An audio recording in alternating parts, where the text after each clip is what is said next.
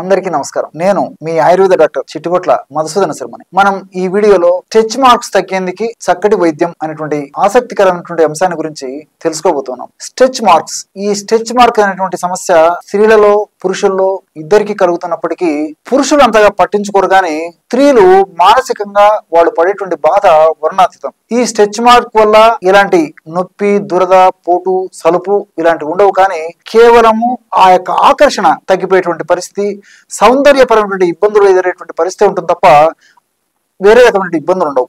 మరి ఇలాంటి సౌందర్యపరమైనటువంటి సమస్య వచ్చినప్పుడు స్త్రీలు పడేటువంటి బాధ వర్ణాతీతం.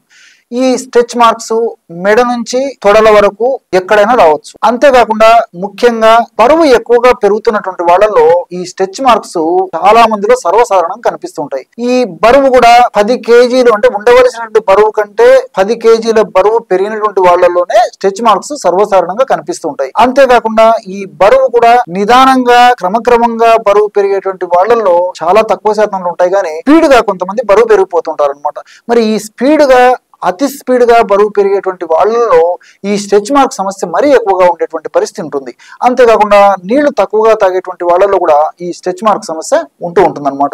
అదేవిధంగా డెలివరీ అయిన తర్వాత స్త్రీలలో ఈ పొత్తికడు భాగంలో, పొట్ట భాగంలో స్ట్రెచ్ మార్క్స్ యొక్క సమస్యలు కొంతమందిలో కలుగుతుంటాయి అన్నమాట.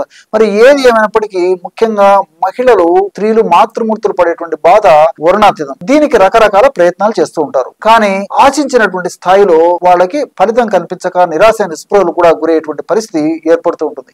అసలు స్ట్రెచ్ మార్క్స్ ఎందుకు వస్తాయి మనం ఆలోచించినట్లయితే ఈ యొక్క సమస్య గురించి మనం అవగాహన కలిగి ఉండాలంటే చర్మానికి సంబంధించినటువంటి అవగాహన కలిగి ఉండాలన్నమాట. చర్మము 2 పొరలు కలిగి ఉంటుంది, ఎపిడెర్మిస్, డెర్మిస్. ఈ 2 పొరల కింద ఫ్యాట్ సెల్స్ ఉంటాయన్నమాట.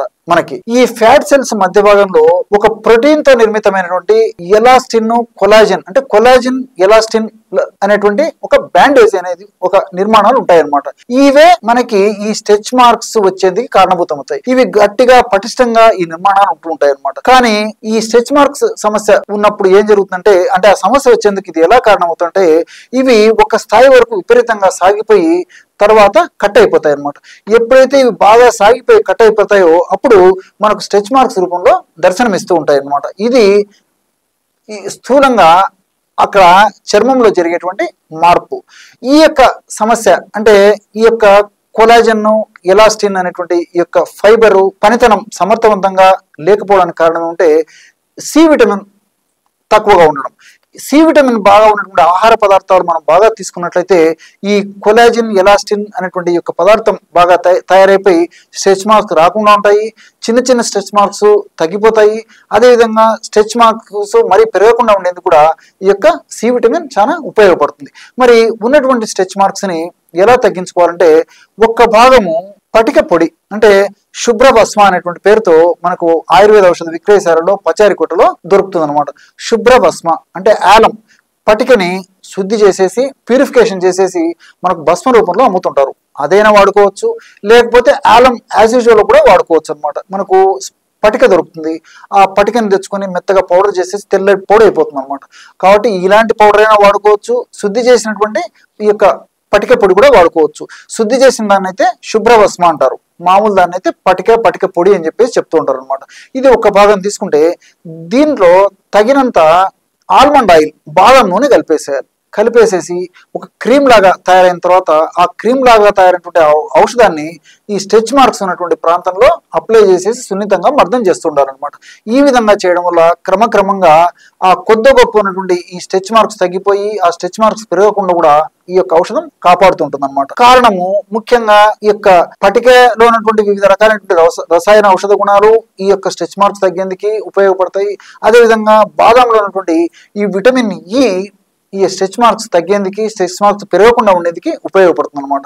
అంటే బాదంలో ఉన్నటువంటి విటమిన్ ఈ కణకవచాన్ని ఆరోగ్యవంతంగా ఉంచేందుకు ఉపయోగపడుతుంది. కాబట్టి మరి ఆ కణకవచం ఆరోగ్యంగా ఉండడం వల్ల ఈ స్ట్రెచ్ మార్క్ కూడా తగ్గేందుకు అవకాశం ఏర్పడుతూ ఉంటుంది అనమాట. ఈ విధంగా ఈ 2 పదార్థాలను మనం కలిపి తయారు చేసుకుని వాడుకోవడం వల్ల చాలా చక్కటి ఫలితాలు కలుగుతాయి. దీంతో పాటు మరి సమస్య తీవ్రతను బట్టి, అవసరాన్ని బట్టి ఆమ్లకి చూర్ణం అంటే ఉసిరిక చూర్ణం అని చెప్పేసి తెలుగులో చెప్పుకోవచ్చు అనమాట.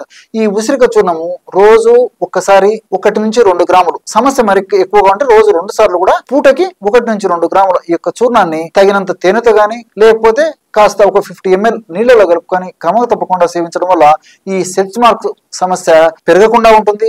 అంతేకాకుండా స్ట్రెచ్ మార్క్ సమస్య తగ్గేందుకు కూడా ఈ యొక్క ప్రత్యక్షంగా పరోక్షంగా ఈ ఇందులో ఉన్నటువంటి విటమిన్ సి, అంటే ఆములకి ఉసిరికలో ఉన్నటువంటి ఈ యొక్క విటమిన్ సి ఉపయోగపడుతుంది. చూసారు కదా, స్ట్రెచ్ మార్క్స్ తగ్గేందుకు ఎటువంటి చక్కనైనటువంటి ఔషధాన్ని మీరు ఈ వీడియోలో తెలుసుకున్నారో.